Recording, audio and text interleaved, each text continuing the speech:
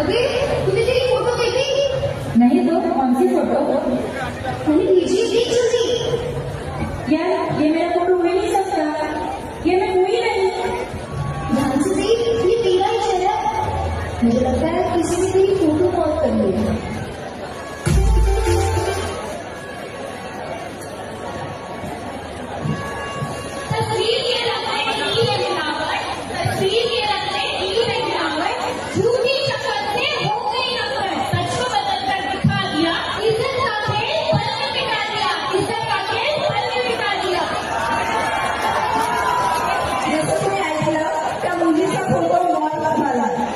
तिचा चेहरा वापरून एका दुसऱ्या शरीराला वापरून तिचा एडिटिंग करून तिला ब्लॅकमेल करायचा प्रयत्न आणि अशा गोष्टी आम्ही खूप होतात आणि अशा गोष्टी तुमच्या सर्वांसोबत कराव्या म्हणून त्यासाठी काय करायचंय तुमचे सोशल मीडिया अकाउंट असतात नक्कीच ते अकाउंट प्लीज प्रायव्हेट ठेवत जा. तुमच्या फ्रेंड्स आणि फॅमिलीला त्याचा ऍक्सेस असू द्या आणि फोटो पोस्ट करताना प्लीज असे फोटो पोस्ट नका करून तुमच्या फोटोचा मिसयूज होईल.